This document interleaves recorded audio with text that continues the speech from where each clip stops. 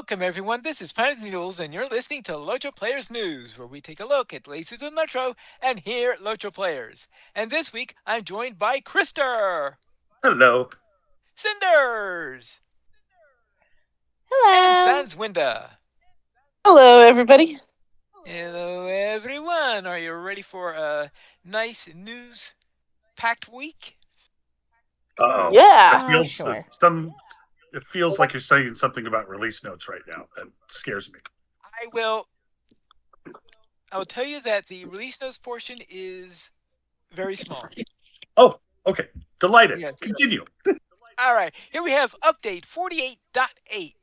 And this is, of course, patch number 8 for this release on Wednesday, July 1st, 2026, where within the public Dungeons of Barad-dûr in Dor Amarth, rubble piles have been reduced in size to allow for easier transversal.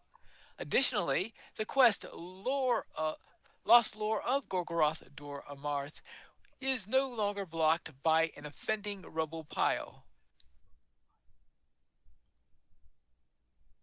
They Sounds offensive. Yes, I will presume Was that. was the rubble pile calling them names? Was it? I don't know, but it was shown the red card apparently. Flag on the play. Okay. As for Pagru Kirit, the Garden of Corpses, there are several tweaks in here. A new Tier 3 deed has been added for those who are up to the challenge. As for the trash mobs, they reduced the range of Rending Cleave. As for Kardamu, added an additional check for banner effects and reduced the effective range of Ending Strike. As for Ushkurdash, increased the cooldown of Weave Shadows, increased the cooldown of Song of Nuzeru, reduced the area size of Song of Nuzeru pulsing for players, and essentially tweaked a lot of the skills. And as for Rotting Blood is now correctly gets removed from a player when a player is healed to full health on Tier 3. And that's it. So those are the changes to 48.8. Mostly changes to the Garden of Corpses.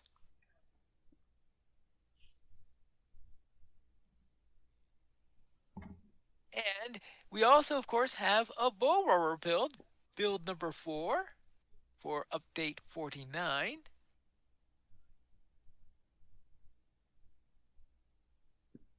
And in this one, they have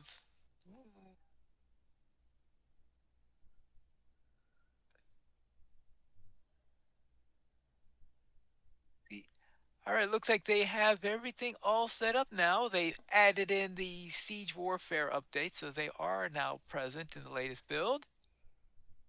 And also for Runekeeper's Word of Exaltation shows detailed damage reduction instead of 0% once taking Overture of Hope.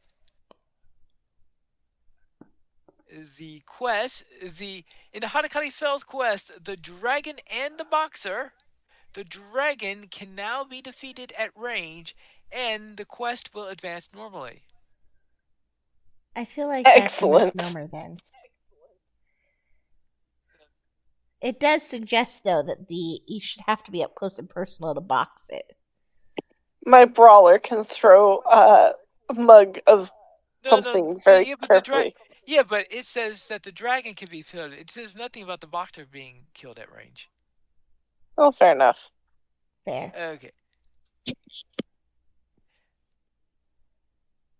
Ooh, the next one I think Krister will like. For Deeds and Reputation, issue causing Yellow Line captains to not be able to complete the deed, Renewed Voice and Prologue Chapter 2 Skills of an Adventurer has been fixed.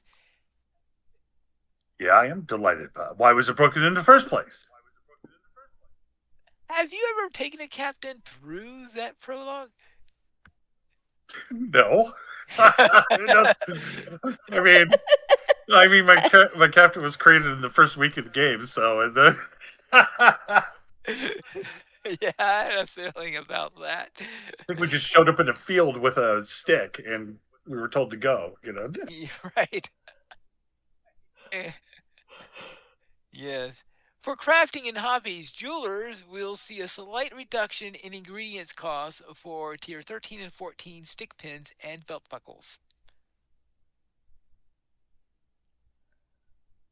That is There a are good thing. also large number of tweaks relating to PvP.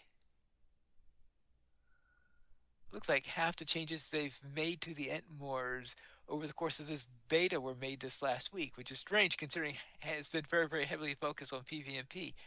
So though that list does not include all the sorceress changes that were also made. And anyway, those are all the tweaks for update 49 beta number 4. So maybe they'll be getting up to being ready for release soon with just a few more tweaks. Because it is July now. Probably they had to have it released in time for the summer festival. I would assume not summer. We already had summer festival. The Farmers Fair. That's the one that they will be getting to next.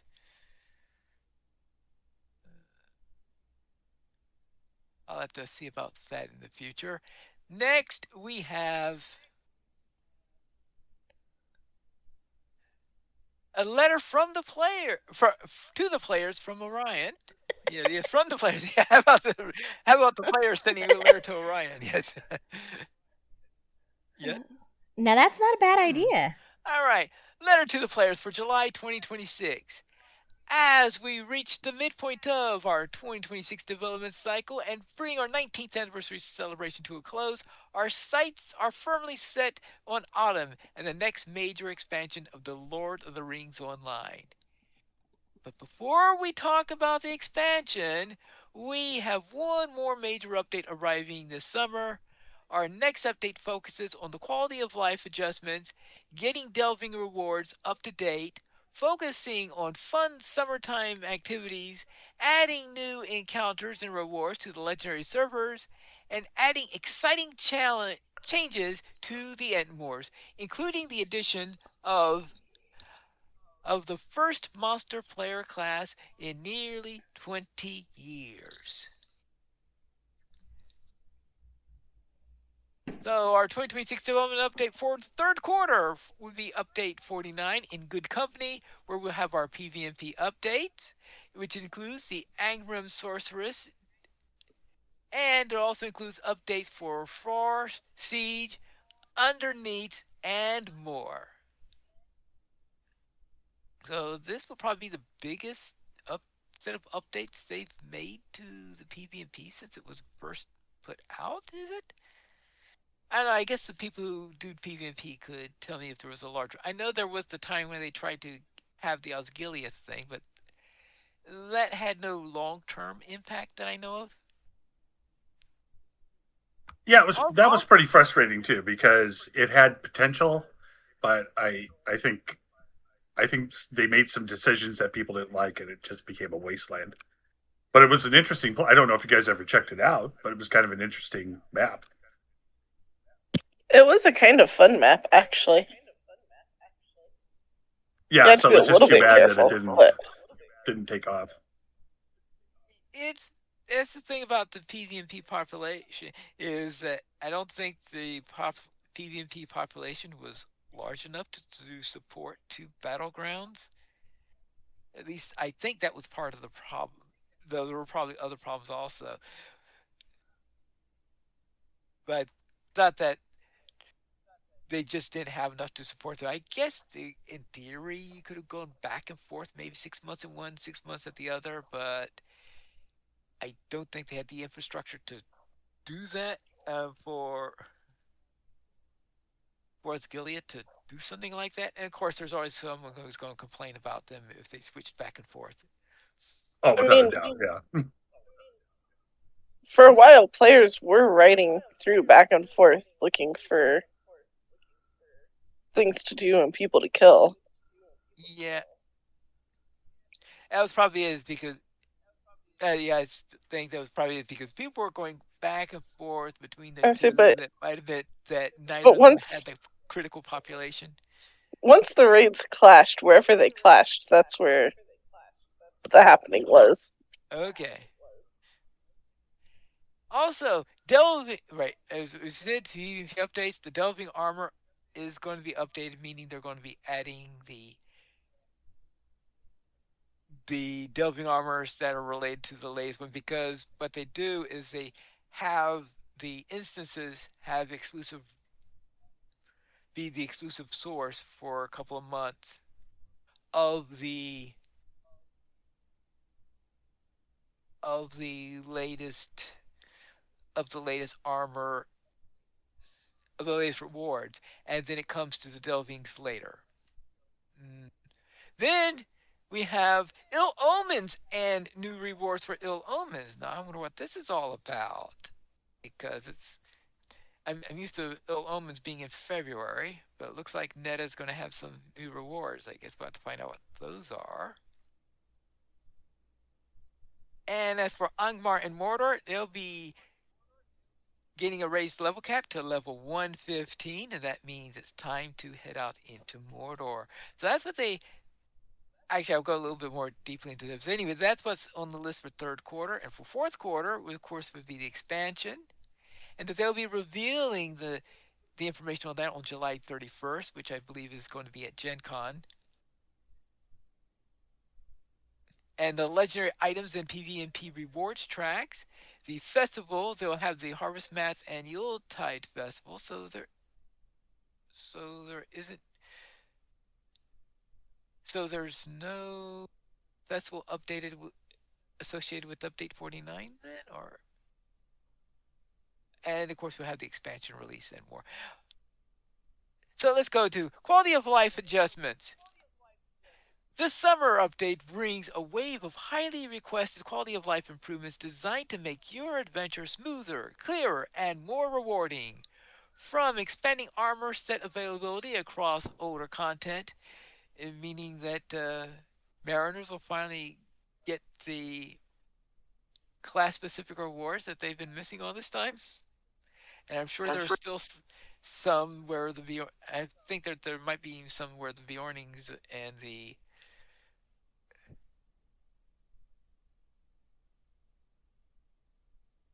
we're also missing something. But I would say right now, the biggest one I was thinking of is that there are a lot of places where mariners are not getting anything. And perhaps tweaking some of them because, of course, they've changed some of the classes over the years and the rewards. Say, what is this class? What's this strength reward for wardens all about? Wardens haven't used strength in years. Yeah. Yeah. So from expanding armor availability across older content and improving visibility in some of the world's darkest corners, we are tracking a wide range of long-standing issues alongside dozens of fixes and refinements throughout the game. These updates reflect our continued commitment to improving the experience and delivering on community feedback. As for Delving Rewards updates, the Delving system is getting its major rewards updated just in time for summer and with plenty of time to gear up for the expansions later this year. New rewards can be earned through the barter or discovered within Delving Treasures, offering exciting new opportunities for adventurers seeking powerful equipment. Whether you are a seasoned delver or looking for a reason to jump in for the first time, these new rewards make every expedition more worthwhile than ever. As for summertime events and rewards, in the summer heats, so do the adventurers. Ill Omens returns with the fresh rewards while Myrtle Mint refreshes her trade offers over new opportunities and eager collectors. Looking ahead, the Farmer's Fair is just around the corner, bringing a new selection of rewards to earn and enjoy. As summer gives way to autumn, the legendary item and monster player reward tracks will begin their seasons with new rewards. This season closes with the return of the Treasure Boogan, followed by the Tale of Shipwrecked Mariners and everyone's favorite birthday celebration, Bilbo's birthday. Now, for the legendary servers, Later this summer, the legendary worlds Angmar and Mordor reach a major milestone. As players venture into Mordor and northern Mirkwood level bands, all 9 Nazgul enter the fray, opening the door for some of the most challenging encounters yet. Their arrival also expands the server's reputation and rewards.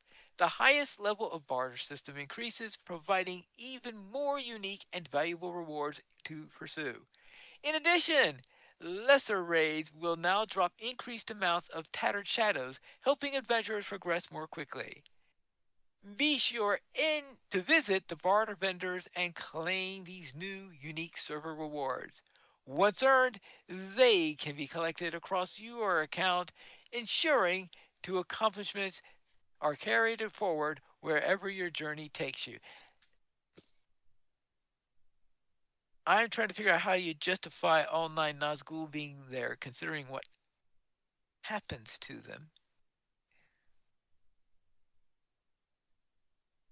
I think maybe you don't justify it, you just have them there. And that's what The magic of video game times. yes, the magic of video timelines. Yes, we are in Mordor after the fall of Sauron, and a Nazgul pops up in your face while you're going through there. Must be the memory of a Nazgul. That's what we're not fighting the Nazgul. You're fighting memories of the Nazgul. Right. I mean, and it could be like their last hurrah before the memories all dissipate. Okay, the Angrim Sorceress. For the first time in more than 18 years, the monster player side of the battle welcomes a new class, the Angrim Sorceress, launching with Update 49 in good company. Is she good company? The Sorceress will be available through the LOTRO store independently or with 3 starter bundles. The bundles will provide access to all her higher tier skills, traits, and to up to 3 exclusive launch skins.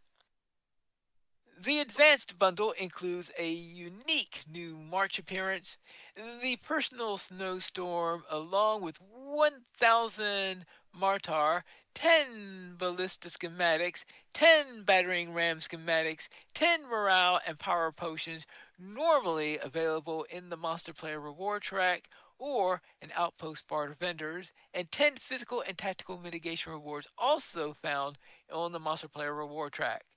The Supreme Bundle includes an additional March appearance, Umbral Flame, 2,000 Martar, and 5 more each of the other items in the Advanced Bundle. And these additional items are claimed in the next monster player to log into the game after purchase. We will share a much deeper look at the Angmar Sorceress, her abilities, and her role in the battlefield in a dedicated article before launch. Finally, do you think you'd ever play a sorceress? Well, because if you do, I have a proposal for you. Yeah. I have come up with a name for your sorceress. Are you ready? Name for my sorceress. Yep. Okay. Let's see. Brine leaf. Brine leaf? Yes. See, because she's salty. She'd be like a salty sort. I couldn't get it out. Okay. I think brine leaf. I know that you're having problems with it, but I think I'm completely amazing. All right. I mean, Byleaf might get salty while playing a sorceress too, so. See, I figured you could have nuanced layers to it, the name, So. Maybe he only plays it when he's feeling salty. Yes. Artifact control becomes dynamic. We are reworking the artifact capture system in Ringdir and Dargazog to create a more dynamic battles across the Ettenmoors. When an artifact bearer is defeated, the artifact no longer disappears for 30 minutes and instead falls to the ground, where it can be immediately recovered by either faction.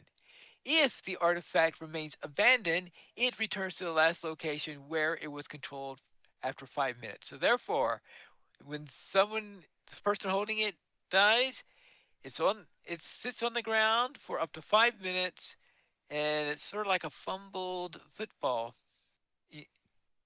And I guess it's more like an American football style where the word fumble has much of a meaning.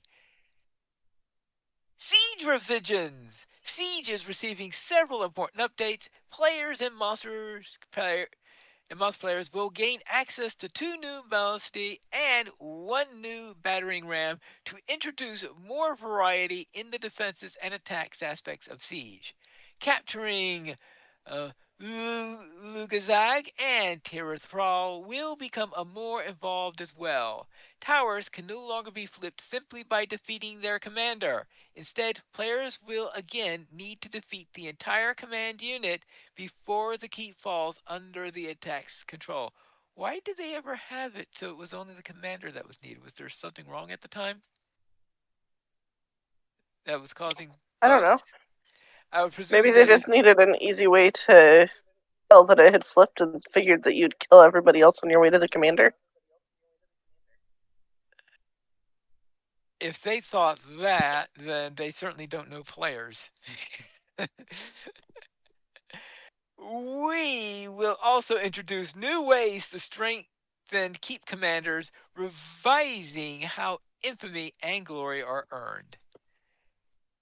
And as for adjustments to the underseats, since their inception, the passages that provide direct access to Lugazag and Tirithral have become the preferred method to enter the towers, bypassing siege gameplay entirely.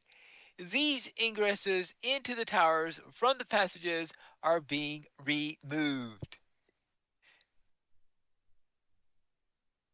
Underseats relics gains now new importance. Rather than being used for the Horfall buff, relics can now be carried into the underseats and delivered to Dar Gazag or Olsrigdir delving of Froar entrances. Their captive functions much like the artifacts and creates another strategic objective for both factions.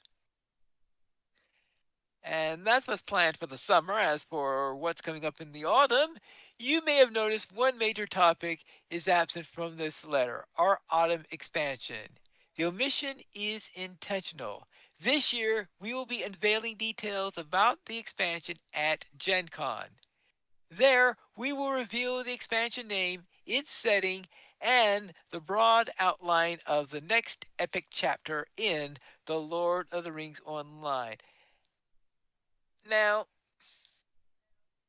the wording there, I don't know if they're wording it this way intentionally or if they're using the word chapter differently than I would think. I have a feeling they're talking about chapter as in the new epic storyline that's being created, whatever the new storyline is, as opposed to maybe Volume 5, Book 2? Whenever they get around to starting that. It'll be But interesting to see. I know the first time I was skimming through this, I was thinking, does that mean Book 5? Now, I have a feeling no, that Book 5 that Volume 5, no, Volume 5, Book 2 isn't ready to come out. But who knows? Maybe it is. Of course, if it's Book 5, Chapter 2, then I say, which direction are we going then? Because that would be going north or west rather than east, so to speak. So I have a feeling. Well, I guess we have 27 more days before we'll find out. How about this? Bilbo returns. Bilbo returns? In what way? Maybe as Ringwraith?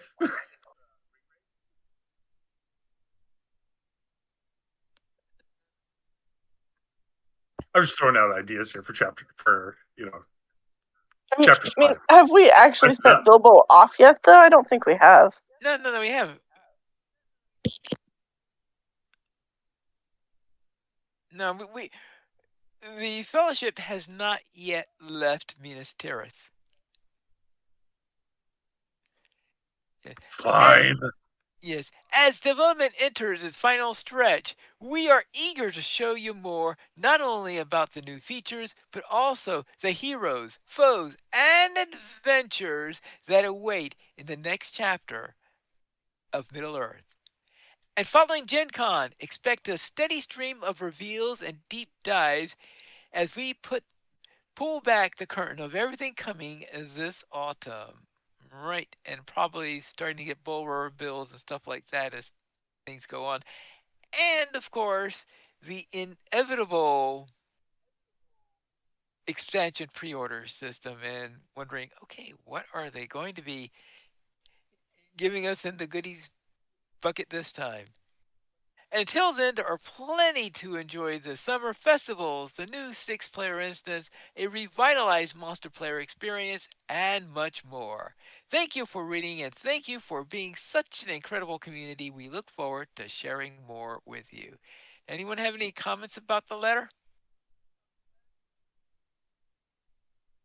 No, just incredibly intrigued to see what the next direction is. Yes, we will find out. We will find out probably in 4 weeks from now. When we have our show in 4 weeks from now, we should be ready to announce what that is. Now, let's have a look at what we just had, and that is on Wednesday, on July 1st. We had a casual stroll through the last rivers of Eriador. He seemed to be rushing things near the end, so I trying to remember whether he actually got to do the Eisen or not. I think he was trying to decide uh, should he be.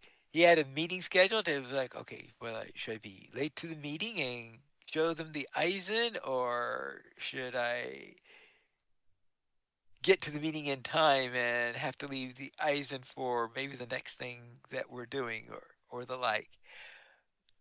But considering that the Eisen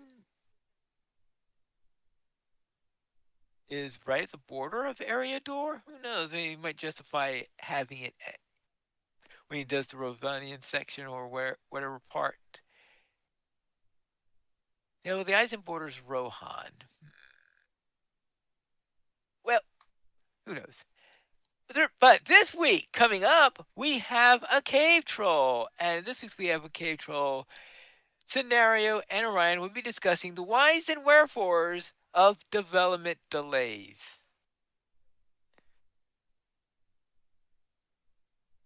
Maybe it's a big, complicated program and things don't always go as expected?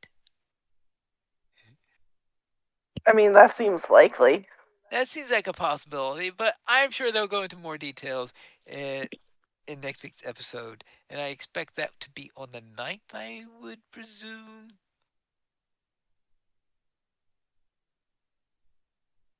Well, and if you convert the time that this game was originally coded into computer years, the code is about 7 to 10 trillion years old. I mean, you might need punch cards at some point to change things.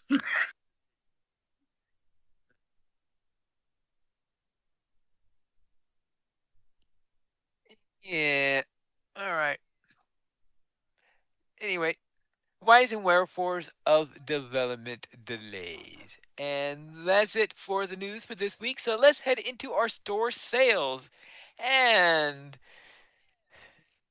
Cinders, what's on sale this week? On sale this week, we are still in the 5 weeks of superb summer savings in Summer Sale 2026 from June 4th through July 9th, so it is wrapping down quickly. You can get 30% off Quest Pack Legacy of Morgoth, 60% off Quest Pack Corsairs of Umbar, 75% off of Quest Pack Fate of Gundabad, War of the Three Peaks, and Minas Morgul's through July 9th. And it is your last chance to get 20% off the Deep Places Memoir Pack now through July 9th, where you can enshroud yourself with pre-order items from the launch of The Mines of Moria and The Rise of Isengard. And it's also the last chance to get the expansion sale, also through July 9th, where you can get 20% off Kingdoms of Harad, 90% off Before the Shadow, up to 85% off Minas Morgul, War of the Three Peaks of Mordor, and up to 80% off of The Fate of Gundabad, up to 65% off of The Corsairs of Umbar, and up to 40% off of Legacy of Morgoth. So basically, percentages off everything. Accelerate your adventure. Get 30% off the Gift of the Valar packs, Gift of the Valar level boosts through July 9th. And the weekly coupon is for a free Black Steel key to deal with those boxes with coupon code Last Hurrah now through July 9th as well. Thank you, Cinders.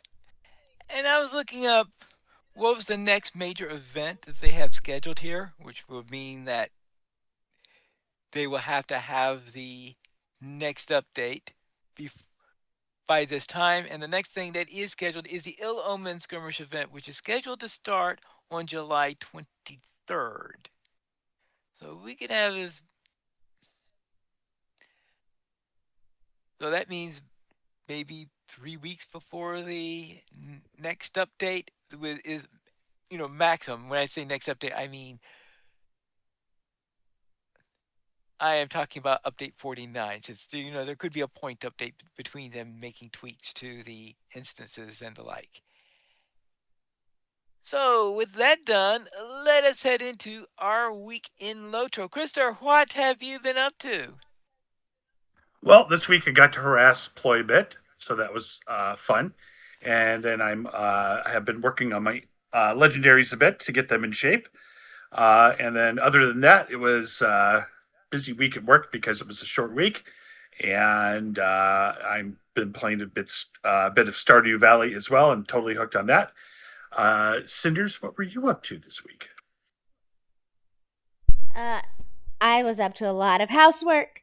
I did play a wee bit of Stardew Valley with Krister and Pine Leaf on Wednesday, and I played a little bit of Ark with Sans today and got our first close-up look at a Carquino's when it went jumping through the air towards us, and we panicked and hid behind our dinosaurs.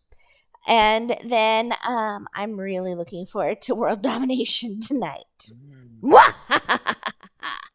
Scary. Right. Sans, how was your week? It's pretty good. I got to wander through a mysterious dreamscape with Gandalf on the field trip, and also through some slightly annoying and not super friendly tunnels. And then I started 2 new Stardew Valley farms, one of which was with Gwendis, which was fun. And played some more Slay the Spire 2, solo and with Pine Leaf. And I got all of my characters solo through at least be able to start playing on Ascension 6. The Silent's now on Ascension 7, and the Ironclad's still on Ascension 9. So, yeah, that was pretty much my week. How was your week, Pine Leaf? Right. On my Warden in LOTRO, I made some additional tests with the Garden of Corpses, hoping to find out if any of the tweaks that they made make it easier to get through the solo version of it. I determined that no, nothing. It is still pretty much impossible for me, at least, to solo. I did make another test and did determine that the solo and duo versions are, as I suspected, are identical. So essentially, it's just, and it's not even the label is different because I do say solo/duo. I just was hoping that there would be some slight differences to it, and there's put together because they share deeds or something like this. No, that is solo and duo. They are an identical version of this, which means that I'm finding it impossible to do it solo, and if it's duo, it seems to be reasonably easy to do. That sort of where I am on this particular one, and I don't know if anyone else here has had an opportunity to test it to see how they work it again. I know Cinders is probably not going to attempt that, at least not on her, not on M, because she may survive there, but she'll never kill the boss. I would survive. But you're right. I would never. I would never make it through the whole thing because I'd just be sitting there and be like, okay, this is dead. Oh no, there's more. Yes. And on the Hardened Traveler group, we searched a battleground near Fangorn for some missing hobbits. No, we didn't find them, though. Oh, we did get news of them. And for the field trip, Gandalf denied Karazgar a any book lending privileges. So yes, Gandalf revoked Karazgar's library card. So he's not going to be able to borrow the Black Book. Apparently, Gandalf felt that Karazgar would just keep the book and keep any secrets in it to himself. You know how it is. And that's it for my week in LOTRO. We currently have 12 supporters on Patreon, and if you'd like to join this illustrious array of players and help support LOTRO players, simply go to the Nature's Patreon and support the Players Alliance on Patreon. Your money will be used for our podcast hosting, website hosting, and to pay for our live shows. If you wish to support us without joining Patreon, you can send an email to drac@lotraplayers.com. And we have a special thank you to our newest patron, Tobold on Glamdring.